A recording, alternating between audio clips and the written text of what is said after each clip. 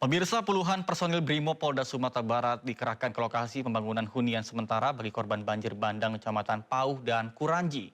100 unit hunian sementara ini ditargetkan akan rampung dalam 1 minggu ke depan.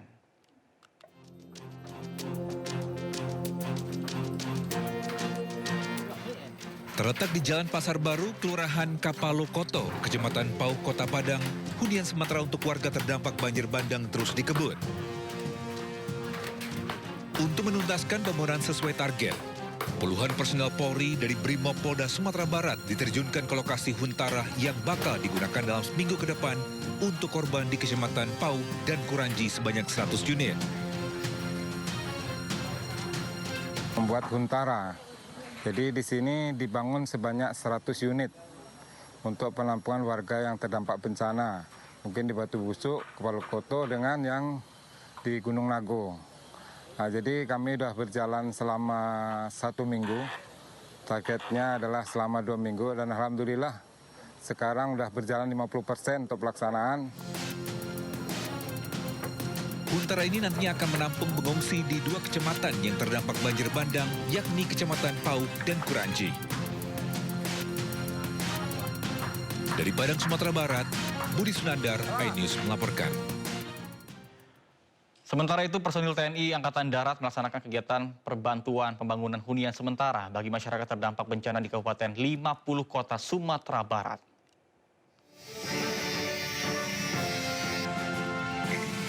TNI Angkatan Darat melalui jajaran Kodam 20 TIB melaksanakan kegiatan perbantuan pembangunan hunian sementara atau huntara bagi masyarakat terdampak bencana di Nagari Koto Tinggi, Kecamatan Gunuang Omeh, Kabupaten 50 Kota.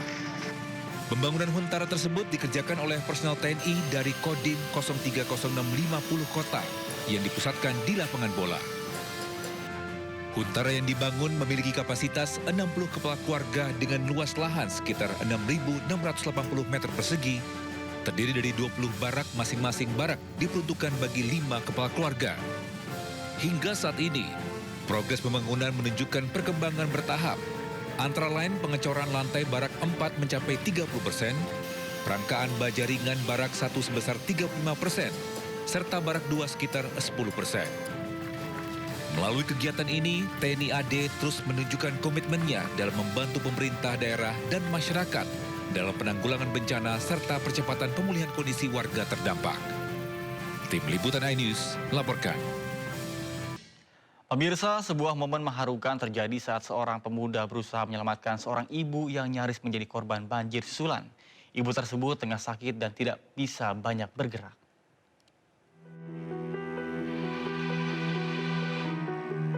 Beginilah saat banjir susulan menerjang Maninjau, Sumatera Barat dan membuat warga panik.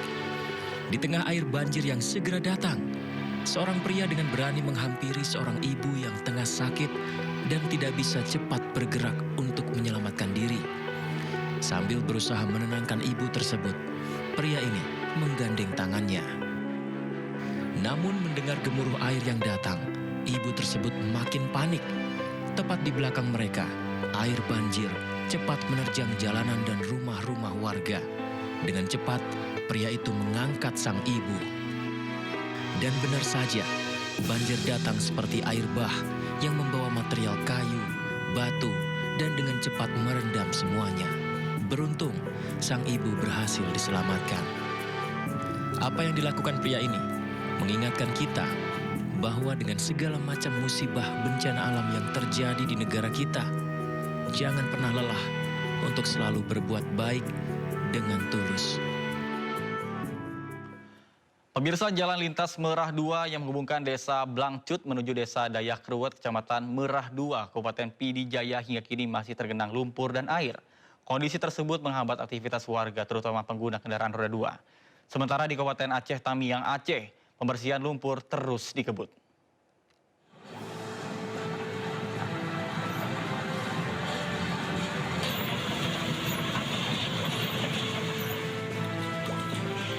Pasca terjadinya banjir bandang susulan di Pidi Jaya Aceh, jalan lintas Merah 2 tepatnya di desa Blangcut menuju desa Dayak Kruet, di jalan utama penghubung antar desa ini masih tertutup lumpur. Dengan alat seadanya, warga membersihkan rumah secara mandiri. Bahkan sebagian memilih menyewa pekerja harian untuk mempercepat proses pembersihan agar rumah bisa segera ditempati kembali. Warga berharap pemerintah segera membantu pemulihan pasca bencana agar aktivitas kembali normal.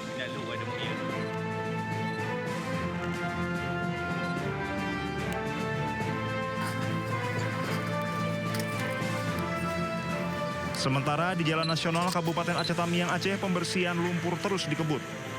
Pembersihan dilakukan agar akses transportasi masyarakat kembali normal. Untuk memastikan percepatan penanganan, Menteri Pekerjaan Umum Dodi Hanggodo meninjau langsung pembersihan jalan terdampak banjir bandang tersebut. Dodi meminta pekerjaan dilakukan selama 24 jam dengan pembagian waktu siang hari pengangkatan lumpur di permukiman warga dan malam hingga subuh pembersihan di kawasan kota. Jadi ya memang kendala utama kalau dari pagi hingga sore kan traffic sangat kuat ya. Sehingga teman-teman pasti kerjanya susah. Jadi saya minta kita akan kerja 24 jam di situ untuk kejar waktu. Jadi pagi sampai dengan sore teman-teman akan mengumpulkan lumpur-lumpur dari lorong-lorong kanan kiri. Tadi kan mungkin ada yang lihat ya, ada beberapa alat berat kita yang disampaikan lagi dulu, tapi itu masih kurang, kita akan tambah lagi alat beratnya ya, kita akan tambah lagi. Dari Medan, saya lagi minta tolong Kepala Balai Jalan Medan dan Pembersihan jalan nasional dilakukan di ruas Kuala Simpang hingga batas Provinsi Sumatera Utara sepanjang kurang lebih 30 km. Untuk mendukung percepatan, Kementerian PU mengerahkan 22 unit alat berat dan 10 unit dump truck dengan target pembersihan rampung dalam 3 hingga 4 hari ke depan. Dari PD Jaya dan Aceh Tamiang Aceh, tim liputan Anyus melaporkan. Pemirsa, bencana yang melanda Aceh Utara tidak hanya menyisakan kerusakan, tetapi juga trauma yang mendalam.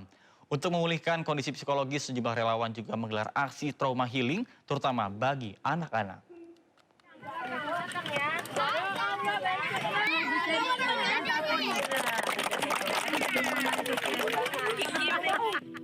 Trauma healing diikuti puluhan anak-anak korban bencana sejak sebulan terakhir hidup dalam ketakutan akibat banjir besar dan longsor yang merusak rumah serta lingkungan mereka.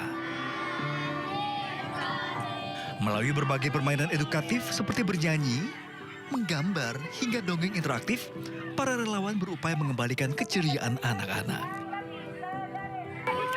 Gak katakan.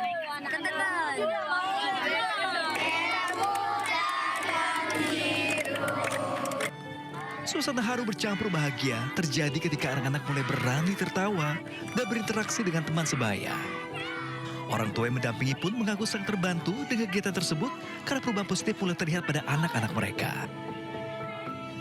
Menyenangkan Pak, mudah-mudahan anak-anak yang sudah diarahkan ibu-ibu tadi menjadi cerdas, menjadi orang pintar, bijaksana dan pemberani dan dapat menyesuaikan diri dengan segala lingkungan. Berarti sangat berharga acara tadi Pak ya? Sangat berharga Pak. Anak-anak merupakan kelompok paling rentan terdampak secara psikologis. Banyak dari mereka takut berlebih saat hujan turun, sulit tidur hingga enggan berpisah dari orang tua. Semenjak datang dari pertama tadi saya perhatikan ada beberapa anak yang memang mereka masih berdampak trauma.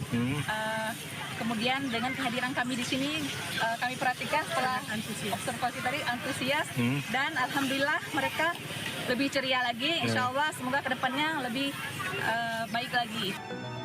Proses pemulihan pasca bencana di Aceh Utara masih terus berjalan. Sementara dukungan psikososial menjadi bagian penting memastikan masa depan anak-anak tetap terlindungi. Dari Aceh Utara Aceh, Muhammad Jafar, iNews melaporkan.